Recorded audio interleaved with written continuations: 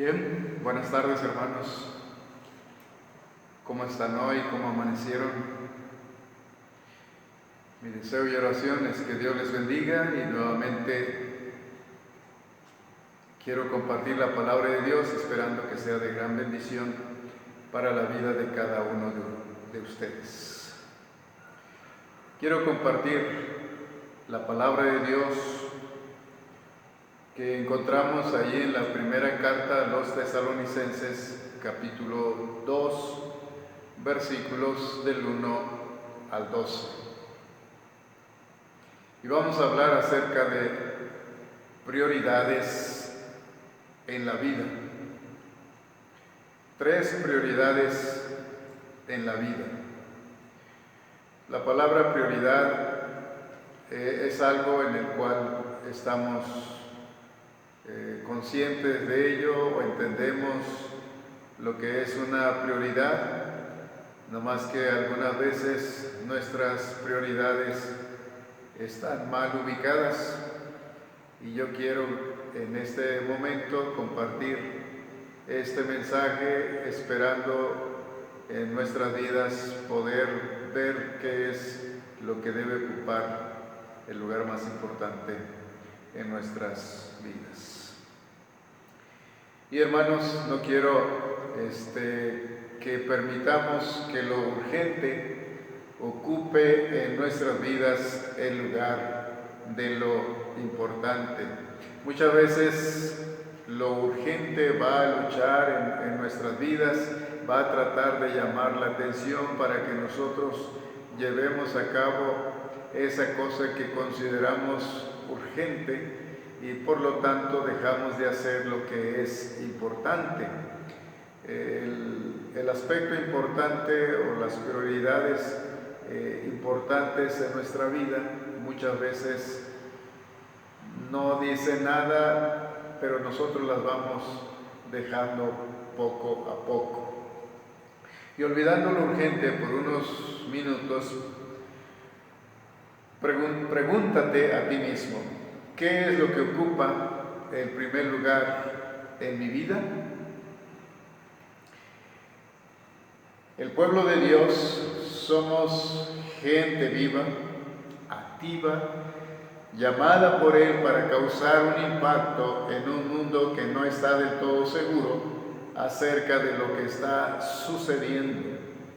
Pero para lograr eso, necesitamos determinar cuáles son nuestras prioridades. Determinar, eso es muy importante en nuestras vidas. Entonces vamos a analizar en este momento 3 prioridades en la vida. Vamos a orar. Señor, en este momento yo quiero darte gracias porque a través de tu palabra tú cada día nos enseñas, nos diriges, nos corriges, nos llevas a hacer aquello que tú deseas para nosotros y que es lo más importante. En este momento te pido tu ayuda, tu bendición y tu dirección en el nombre de Jesucristo. Amén. Bien, entonces tomemos nuestras Biblias y busquemos Primera Tesalonicenses capítulo 2, versículos del 1 al 12. Vamos a ir desglosando este pasaje y vamos a ir viendo estas 3 prioridades en la vida. La primera prioridad se llama ser bíblico, o la primera prioridad es ser bíblico. Y voy a leer los versículos del 1 al 4. Dice de esa manera, porque vosotros mismos sabéis, hermanos, que nuestra visita a vosotros no resultó vana, dice el apóstol Pablo. En otra traducción dice que no fue un fracaso.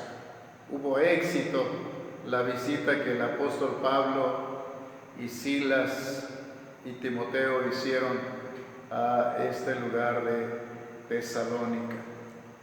Y dice el versículo 2, pues habiendo antes padecido y sido ultrajados en Filipos, como sabéis, tuvimos denuedo en nuestro Dios para anunciaros el Evangelio de Dios en medio de gran oposición.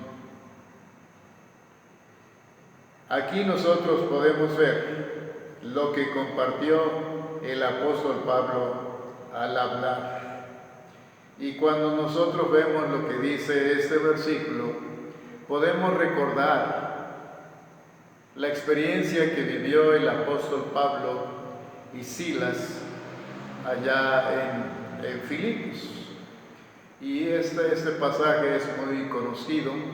Podemos recordar que el apóstol Pablo y sus compañeros llegaron allí a Filipos. Y ahí en Filipos, el apóstol Pablo va a un río donde se reunían unas mujeres para compartir la palabra de Dios. En ese lugar se encontraba una mujer llamada Lidia, vendedora de púrpura, y ella dice que el Señor abrió el corazón de ella para que estuviera atenta a todo lo que Pablo decía. Dios tocó su corazón. Ella fue alcanzada por el Señor y su familia. Posteriormente, ella se bautiza y su familia y le ofrecen hospedaje al apóstol Pablo y a sus compañeros. Ellos allí establecen su centro de operaciones misioneras y ahí comparten la palabra de Dios. Y esos días que iba a compartir junto al río con estas mujeres, dice la Escritura que le sale al encuentro una muchacha con espíritu de adivinación. Y esta muchacha gritaba y decía: estos hombres son siervos del Dios Altísimo, quienes os anuncian el camino de salvación. Y esto lo estuvo haciendo durante varios días, lo cual a Pablo le desagradó. Y en una ocasión, entonces, él se detiene y echa fuera al espíritu de adivinación de esta muchacha. Los amos de esta muchacha, al ver lo que había pasado y que la fuente de sus ganancias ya no era posible, entonces acusaron al apóstol Pablo y a Silas ante las autoridades, quienes tomaron preso al apóstol Pablo y a su compañero, los azotaron y luego los metieron a la cárcel, los aseguraron en el cepo, este instrumento de tortura, y los mantienen ahí presos. Pasaron allí la noche. A medianoche recordamos que Pablo y Silas oraban y cantaban himnos a Dios y los presos los oían. Allí en ese lugar, Dios alcanza a este carcelero junto con su familia. Ellos creyeron en Dios y fue una bendición de Dios allí en ese lugar.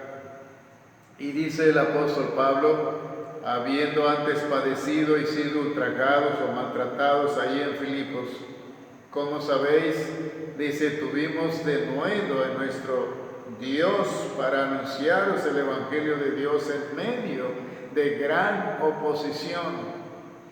Podrían haberse desanimado el apóstol Pablo y sus compañeros para haber desistido y regresarse de Filipos, pero esta situación les da todavía más valor y entonces ellos siguen su camino y llegan a Tesalónica para predicar la palabra de Dios en medio de una gran oposición. Y como dice Pablo, no fue en vano, no fue un fracaso, hubo éxito allí en Tesalónica, donde hay muchas personas convertidas y donde los judíos celosos no les agradó esto y arman un alboroto en los cuales el apóstol Pablo y sus compañeros tienen que salir de ese lugar, y es lo que Pablo está mencionando en este versículo. En medio de esta situación difícil, dice, tuvimos denuedo en nuestro Dios para anunciaros el Evangelio de Dios en medio de gran oposición. Compartieron la palabra de Dios.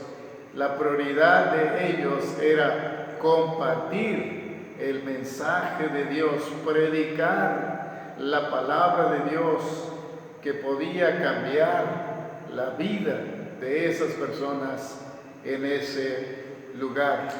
Posiblemente en la mente de Pablo había una avalancha de necesidades urgentes, pero ¿qué hizo él? Su vida y su ministerio estaban fijados en lo que era importante, compartir la palabra de Dios, y eso es lo que compartió él al hablar. También podemos ver el fundamento mismo de su ser allí en el versículo 3, porque nuestra exhortación o nuestra predicación o nuestro mensaje no procedió de error. Ellos tenían un credo verdadero y ellos comunicaban la verdad. Y también dicen ni de impureza. Ellos no estaban fomentando inmoralidad, predicaban la verdad y la verdad les llevaba a mostrar vidas de santidad, y tampoco fueron para engañar a la gente. Ellos predicaban la verdad, ellos anunciaban el mensaje de Dios, la palabra de Dios, y ese era el fundamento de su ser. No engañaban a la gente, no enseñaban inmoralidad y no enseñaban mentiras. Ellos predicaban la verdad. Además, también consideraban la palabra de Dios como algo que se le había confiado, como dice el versículo 4, sino que según fuimos aprobados por Dios, para que se nos confiase el Evangelio. Así hablamos, no como para agradar a los hombres, sino a Dios que prueba nuestros corazones. El Evangelio era algo que Dios les había confiado, y de esa manera compartían el mensaje de Dios, y no lo hacían para agradar a los hombres, lo hacían para agradar a Dios. Dios es el que prueba los corazones, y ellos querían agradar a Dios. Entonces la prioridad es ser bíblico. La prioridad más importante y significativa que podemos cultivar es hacer que las escrituras formen parte de nuestras vidas, tener una mentalidad bíblica. Debemos empaparnos diariamente de las escrituras, empaparnos, así como cuando llega una tormenta y nos agarra en la calle sin paraguas, y llegamos a la casa empapados, destilando de agua. Bueno, de esa manera debemos de empaparnos de la palabra de Dios, que nuestra vida destile el mensaje de Dios, que fluya a través de nuestras vidas. Pero podemos hacernos una pregunta: ¿por qué? Mientras algunos creyentes son transformados por el poder de la palabra de Dios, otros al parecer no lo son. Imagine por un momento un hermoso jardín perfectamente cultivado. En ese jardín hay plantas de todos colores, aromas diversos, que su sentido puede percibir un lugar hermoso. A ese jardín entra una persona común. Esa persona puede apreciar ese jardín hermoso, puede con su vista deleitarse viendo ese jardín, puede acercarse a las flores y oler y disfrutar de ese aroma, y puede salir de allí maravillado de ese lugar hermoso. Posteriormente llega a ese jardín un botánico, una persona que estudia las plantas. Esta persona no solamente observa el jardín, trae una libreta, trae algo para escribir y lo que va observando va tomando nota, va estudiando las plantas. Esta persona sabe de qué familias son unas plantas y otras y tiene ese conocimiento profesional y él aprende de lo que allí puede ver y se va. Después entra a este jardín una abeja. Esta abeja se para de flor en flor para sacar el néctar de cada flor y después producirla en miel.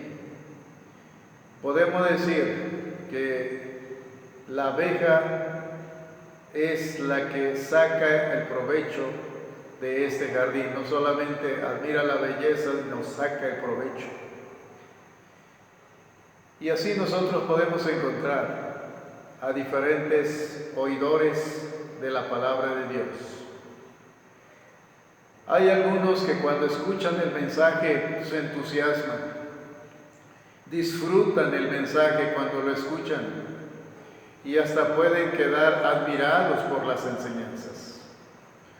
Otros tienen sus comentarios, tienen sus concordancias, su Biblia de estudio, toman notas y aprenden más de la palabra de Dios haciendo un estudio más concienzudo. Pero muy pocos son como la abeja, quienes van a la palabra de Dios para sacarle el jugo a la palabra de Dios para su propio provecho y para el bien de otros. Carlos Spurgeon decía que era una delicia el poder alimentarse de la palabra de Dios y que nos empapáramos y nos alimentáramos de la palabra de Dios de manera que en nuestro cuerpo corriera sangre que pudiéramos llamar biblina. Cuando comenzamos a absorber las verdades del libro de Dios, Él empieza a obrar en nosotros. Y como nos dice Hebreos 4, 12 y 13, porque la palabra de Dios es viva y eficaz, y más cortante que toda espada de dos filos, y penetra hasta partir el alma y el espíritu, las coyunturas y los tuétanos, y discierne los pensamientos y las intenciones del corazón. Y no hay cosa creada que no sea manifiesta en su presencia. Antes bien, todas las cosas están desnudas y abiertas a los ojos de aquel a quien tenemos que dar cuenta. La palabra de Dios llega a donde ningún bisturí de cirujano puede llegar, porque la palabra de Dios penetra hasta partir el alma y el espíritu, las coyunturas y los tuétanos, y discierne los pensamientos y las intenciones del corazón. La palabra de Dios llega hasta lo más profundo de nuestro corazón. Entonces hagámonos el propósito de no permitir que la tiranía o la dictadura o la opresión de lo urgente nos robe esos momentos tan importantes con Dios en su palabra. Que sigamos el ejemplo de María. María, cuando Jesús llega a su casa, ella se sienta a los pies de Jesús para escuchar su palabra. Y eso es lo que nosotros debemos hacer. Eso debe ser prioridad en nuestra vida. Antes que hacer otra cosa, debemos ir a la palabra de Dios para alimentarnos de ella. Que la primera cosa que hagamos en el día sea ir a la palabra de Dios. Algunos, la primera cosa que hacemos es ir a la cocina prepararla del desayuno y comer. Y después hacemos otras cosas y la palabra de Dios la dejamos en un segundo lugar. La urgencia del alimento la atendemos y dejamos lo más importante. Algunos nos levantamos y lo primero que tomamos es el celular para revisar qué mensajes hay, para ver qué noticias hay, y estamos ahí con el celular, cuando debiéramos mejor tomar la palabra de Dios y escuchar el mensaje que Dios tiene para nosotros. A veces la prioridad no es la palabra de Dios, es otra cosa, y debemos cambiar eso. Debemos ser bíblicos, debemos poner la palabra de Dios en primer lugar en nuestras vidas, hacer ese ajuste en nuestro corazón. La segunda prioridad es ser auténtico. Capítulo 2 de 1 Tesalonicenses, vamos a ver los versículos 5 y 6. Dice Pablo: porque nunca usamos de palabras lisonjeras.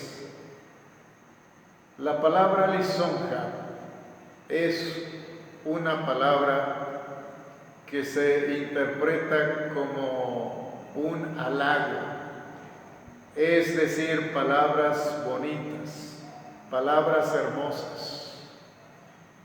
Dice Pablo: nuestra exhortación, nuestra predicación, nuestro mensaje, nunca usamos palabras lisonjeras para que la gente pudiera escuchar palabras bonitas.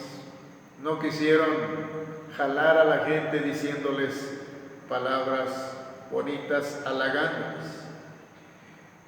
Ni encubrimos avaricia, no tratamos de ser sus amigos para sacarles el dinero. No les propusimos un programa codicioso para hacer uso de su dinero. Y dice Pablo: Dios es testigo de eso. Dice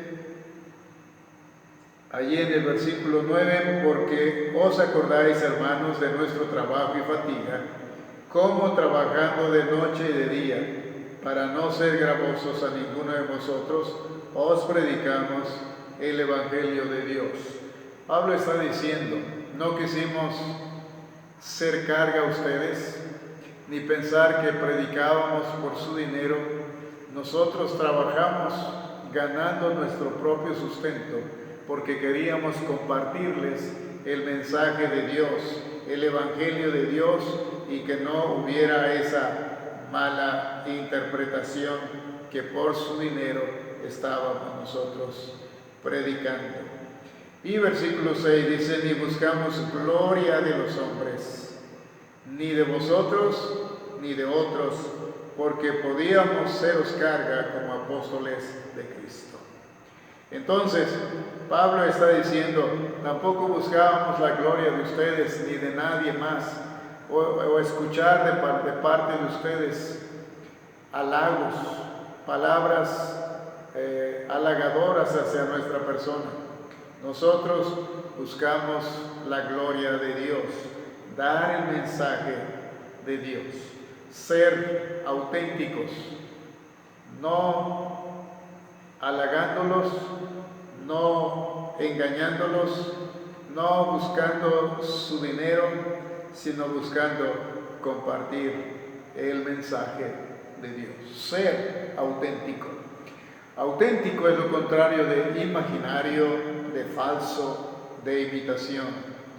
En la actualidad diríamos que ser auténtico significa no ser farsante. Muchas veces estamos rodeados de numerosas personas religiosas para los cuales todo es fantástico, todo es estupendo e increíble, pero nosotros debemos esforzarnos con ardor, con ahínco, con empeño en ser veraces, decir siempre la verdad, mostrarle a la gente realmente cómo somos en verdad. Y esto implica tener libertad para cuestionar, para admitir nuestros fallos o debilidades, para confesar nuestros pecados y para declarar la verdad. Cuando una persona es auténtica, no necesita ganar o estar siempre entre los 10 mejores, causar una gran impresión o parecer tremendamente espiritual. Hay que ser auténticos, hay que ser veraces. Muchas veces estamos preocupados, por mostrar una imagen y cuidamos muchas veces nuestra imagen. Y nosotros no tenemos que cuidar nuestra imagen. Tenemos que ser y mostrar lo que realmente somos. Por lo general, las personas auténticas disfrutan más de la vida que la mayoría, porque no tienen nada que demostrar, ninguna imagen que proteger, ni papel que interpretar. No temen ser descubiertos, ya que no esconden nada. Eso es ser auténtico. Entonces, hermanos, hagamos de la Biblia nuestro cimiento para los años venideros. Y al aplicar sus enseñanzas y pautas, cultivemos asimismo un estilo auténtico. Mostremos al mundo, mostremos a la gente lo que realmente somos. Ser auténticos, ser veraces, que no escondamos nada, que no aparentemos ser lo que no realmente somos.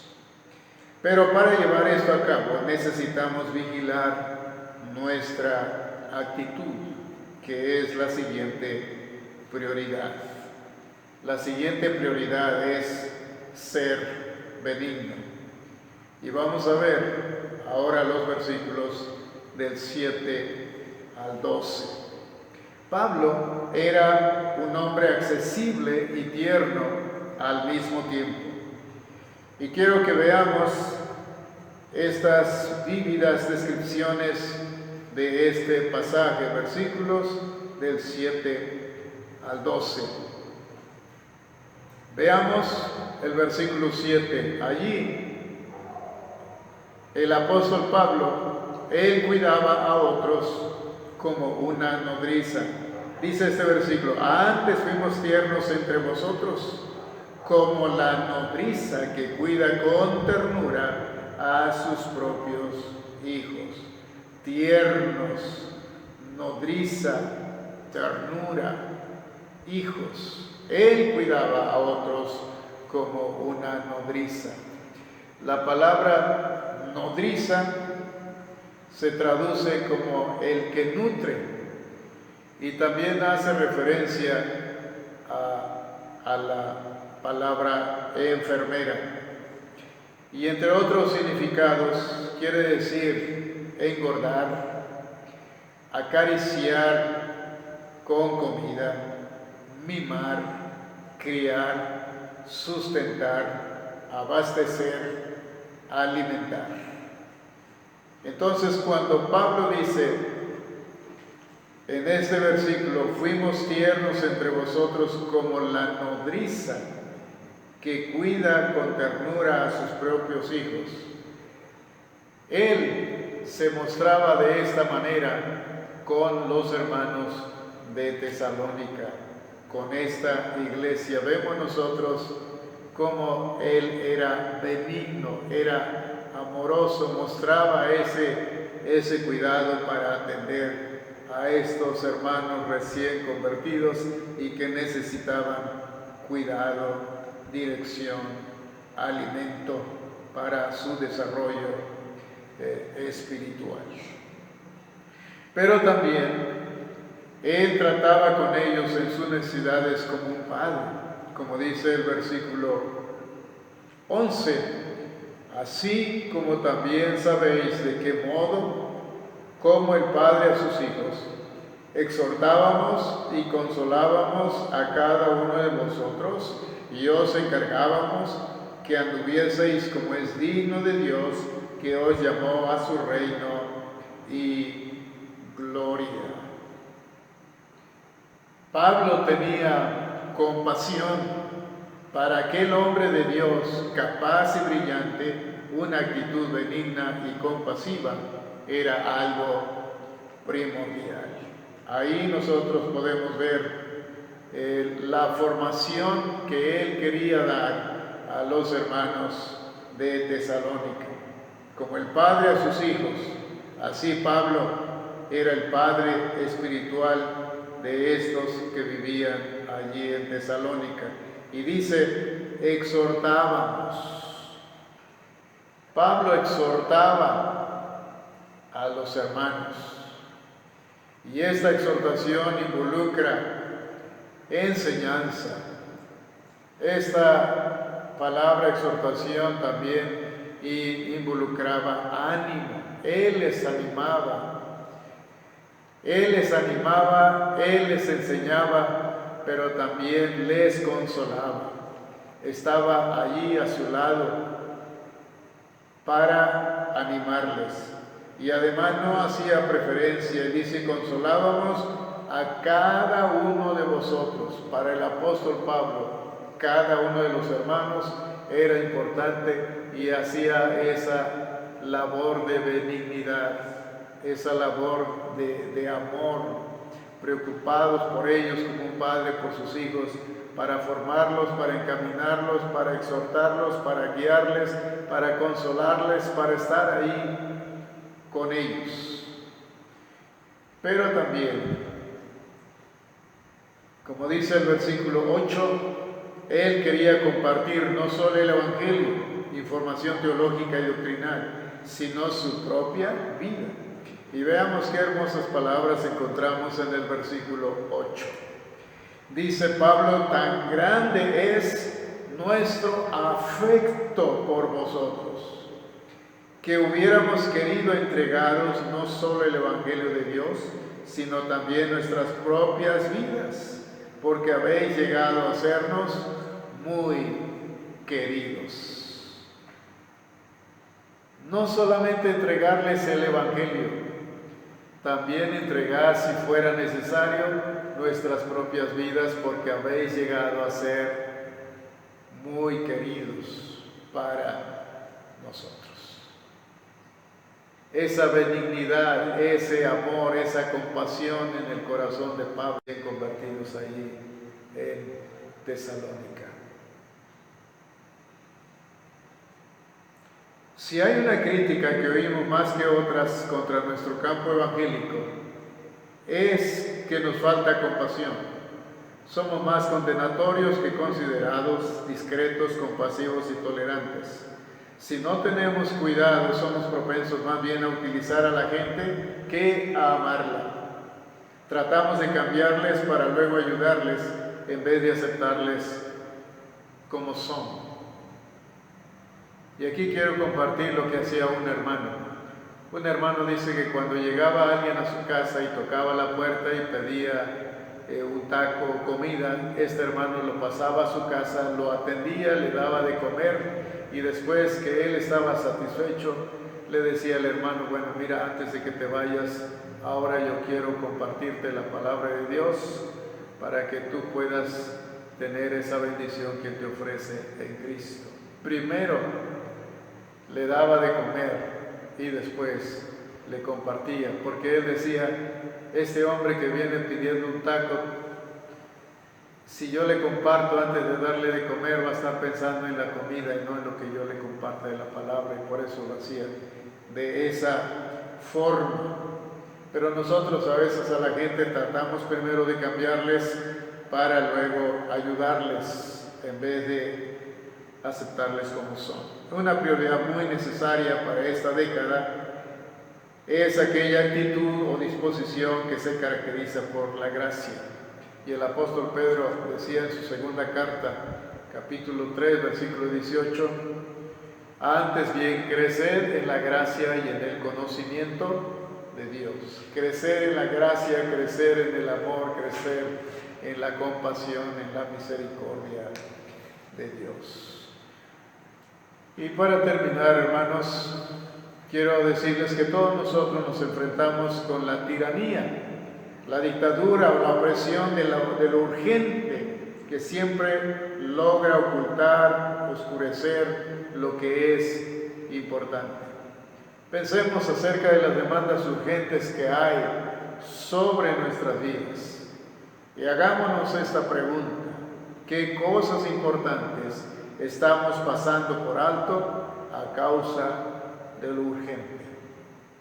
Las 3 prioridades que deben ser fortalecidas en nuestra vida: ser bíblicos, ser auténticos y ser benignos. Demos gracias a Dios por hablarnos de estas cosas esenciales y pidámosle a Dios que nos ayude a prestar menos atención a lo urgente y más a lo importante. Oremos a Dios. Señor, en este momento queremos darte gracias por tu palabra, porque a través de ella nos muestras las prioridades que debemos fortalecer en nuestra vida. Ayúdanos a ser bíblicos, a ser auténticos y a ser benignos, y que nuestra vida pueda ser enriquecida para poder enriquecer la vida de otros con nuestras vidas, con la práctica del amor, con la veracidad y con el conocimiento y aplicación de tu palabra. Gracias por tu palabra y gracias por lo que nos has enseñado. Yo te pido todo esto en el nombre de Jesucristo.